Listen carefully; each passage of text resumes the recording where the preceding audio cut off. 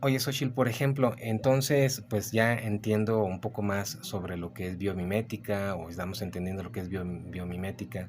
¿Y me podrías dar algún otro ejemplo de tema de serpientes que nos sirven como inspiración pues para el uso humano? Sí, claro. La termorregulación de los reptiles en general y de las serpientes es un tema apasionante y muy complejo también, em, que significa que son animales que ocupan de la luz solar para calentarse, no como nosotros, por ejemplo, nosotros los humanos, somos un grupo de animales que nos conocemos como endotermos, que nosotros podemos regular nuestra temperatura sin necesidad de estar expuestos a la luz solar. Pero a comparación de nosotros, muchos otros animales, casi siempre los reptiles, las tortugas, lagartijas, las serpientes, ocupan de alguna fuente de calor para poder calentarse.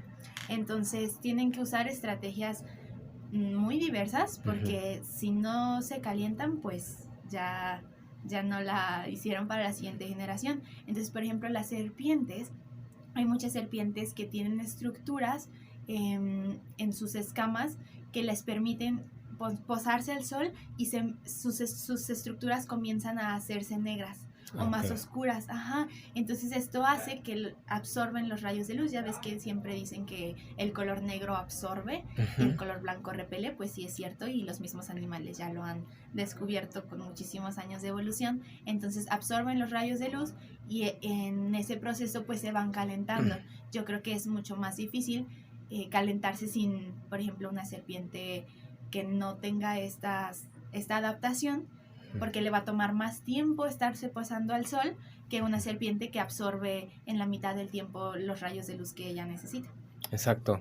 Sí, entonces sí es un tema pues bien interesante en esa parte porque luego para ser más eficiente, por ejemplo, eso que tú comentas, yo he visto que hay algunos edificios que por un lado pueden oscurecerse para Sí, captar la temperatura y calentarse en tiempo de invierno, por ejemplo, y por el otro lado pueden tornarse de color más claro, de manera que puedan repeler un poco más la exactamente. luz, entonces es impresionante. Sí. Y oye, una pregunta. Seguramente, bueno, antes de mencionar esto, quiero comentarles a todas las personas que nos escuchan en el podcast de Serpiente Chichimeca Podcast o que nos están viendo en YouTube, en nuestro canal, que este momento nosotros nos encontramos en una cabina de radio de Presumiendo México TV y en especial estamos a unos minutos de entrar. También Xochitl va a ser entrevistada, pero para Ultra Noticias Aguascalientes, que es el estado de donde sale todo este proyecto que tenemos. Y quiero agradecerles a todas las personas que nos permitieron, sobre todo a Aníbal Salazar, que es el responsable de Ultra Noticias Aguascalientes. Y la verdad es que nos ha permitido estar trabajando aquí y nos ha dado oportunidad de crear, de ser creativos con esto. Entonces, muchísimas gracias a todos los involucrados. Y entonces ahora sí, Xochitl, quiero preguntarte algo. Seguramente las personas que nos están viendo, que nos están escuchando, pues posiblemente pueda ser una adolescente que está en bachillerato o una niña que está en la secundaria y diga, oye, pues yo no sabía que había una carrera que se llamara biología, porque mencionar Xochitl es bióloga, igual que un servidor, y mucha gente puede decir, bueno, pero yo ni sabía que yo podría como mujer dedicarme a la biología. Y suena ahorita absurdo, pero hace algunos años pues las oportunidades no eran así de abiertas para todos o para todas. Entonces, ¿qué fue lo que te hizo interesarte por el tema de la biología? ¿Y qué fue lo que te atrajo sobre la biología? ¿En qué momento apareció esa pasión por la biología? Muy buena pregunta. Desde chiquita yo siento que ya lo traía muy dentro de mí. Siempre fui muy curiosa, me encantaba ir al parque, abrazar los árboles, Ujú. tener animales y siempre mi mamá y mis papás, bueno, mi familia en general estuvieron como alimentando eso mucho. Recuerdo que íbamos a las haciendas de mascotas y me daba muchísima tristeza que tenían tortugas o algo y que les preguntábamos como, ¿de dónde consiguió esta tortuga? No, pues la extrajimos de tal río.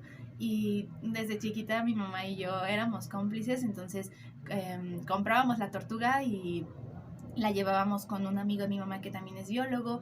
Él estudiaba si se podía reintroducir y si no, pues le intentábamos dar una mejor vida en la casa siempre estuvo llena de animales adoptados de ese tipo. Y yo creo que gracias a eso empecé como a valorar mucho a la naturaleza, a los animales, a las plantas. Y después cuando me enteré de que existía esta carrera en la Universidad Autónoma, no dudé en entrar.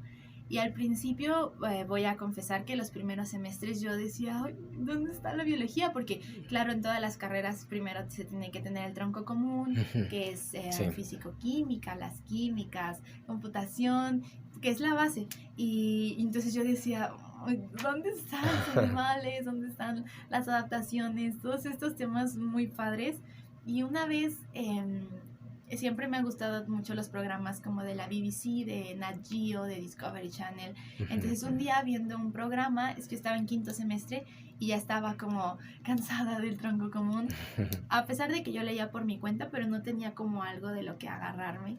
Y una vez viendo un programa apareció el término biomimética, con alguno de estos ejemplos como los que mencionas de edificios autosostenibles que se inspiran en animales. Y yo dije, esto es lo que buscaba desde que entré a la carrera, esto es justamente lo que yo quería, pero no sabía ni cómo se llamaba. Claro. Y entonces empecé yo a buscar por mi cuenta y me enamoré. Y gracias a enamorarme de la biomimética, terminé de enamorarme de la biología. Y yo creo que sí, a muchos nos pasa de esa manera, que algunos se van para el tema de investigación, unos se van para el tema de conservación, y es que la biología es súper vasta, de verdad no me canso de decirlo, que hay alguien que se puede dedicar a una sola especie de pastos y puede ser el mejor en esa especie de pastos, y eso es algo apasionante porque hay muchísimas cosas que faltan de descubrir.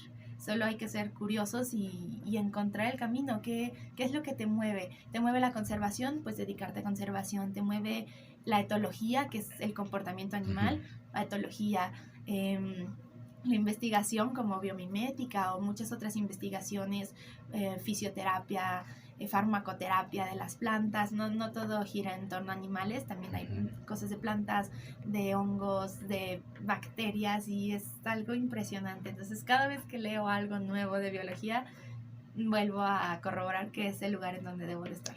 Fíjense, yo te tengo a ti y a la gente que nos escucha, que nos ve, una anécdota precisamente con Xochitl, que eso se me hace muy padre, porque el año pasado fuimos a Coahuila, ¿te acuerdas? Fuimos a Coahuila y se hicieron varios grupos para hacer una investigación ahí en la zona desértica. Y Xochitl escogió el tema de evolución. Y entonces, bueno, yo estaba trabajando obviamente con serpientes, con reptiles en general. Pero algo que me parecía muy padre es que Xochitl estaba en todos lados. Estaba en todos lados preguntándole a todo mundo qué había visto, anotándolo con su libreta, tomando fotos. Y era la única persona de todos cuando veía un animal que decía, ¡wow! O sea, con esa sorpresa, y eso es algo muy padre, porque luego a veces creo que la ciencia actualmente se ha hecho como muy seria, ¿no? Sí. Como que se nos ha olvidado que los científicos somos niños ya grandes y que debemos de disfrutarlo, ¿no? Y que debemos de disfrutar lo que hacemos y apasionados. Entonces yo me acuerdo mucho de ese apasionamiento. Imagínense a Xochitl corriendo por todos lados, tomando fotos, tomando notas, y era un reflejo muy claro de que había una pasión detrás y un interés genuino por saber y por aprender. Y la otra anécdota que tengo contigo es que se me hace muy padre, es que al grupo en donde pertenecía a Xochitl, yo de repente subía PDFs de libros, de biología, de temas, y fue la única persona que me escribió por aparte. Me dijo, oye Rich, ¿dónde encuentras libros tan bonitos? ¿Dónde encuentras libros tan padres? Y digo, bueno, es que yo lo hacía para compartir, ¿no? Pues siempre he creído que hay que compartir lo que uno poco o mucho que sabe. Entonces, fuiste la única persona que me dijo, oye, yo quiero saber más dónde las descargas, quiero a ver si me pasas más libros o qué onda, nos compartimos información. Y eso es como debe de ser la ciencia, ¿no? Compartir y ser un poquito como niños grandes, ¿no? De disfrutarlo. Entonces, qué precioso. Y por ejemplo, en el caso de la biomimética y de esta profesión que tú te quieres ya como especializar, ¿qué dice tu familia, tu gente, tus padres, la gente de tu vida que quiera ser bióloga y ser seguramente como lo vas a hacer una excelente bióloga. Pues, Ah, ¿qué te dicen ellos? gracias. Están muy emocionados. Yo creo que han escuchado esto que les estoy platicando y más ejemplos 1000 veces y lo siguen escuchando cada que les vuelvo a comentar, siguen escuchándolo con gusto y se vuelven a sorprender. Porque de verdad es algo que igual con, no solo con mi familia, pero con amigos, una vez que alguien empieza a hablar de adaptaciones, me suelta la boca.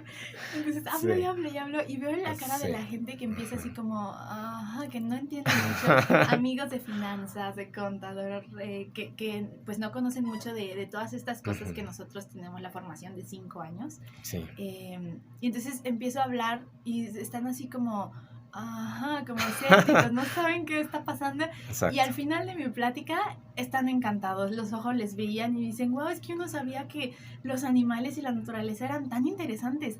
Y es Ujú. algo muy padre y muy triste también que siempre que la mayoría de las veces cuando estamos en primaria, en secundaria, se habla de biología, es como los procesos y no nos, como que nos dan la base y la base es más aburrida.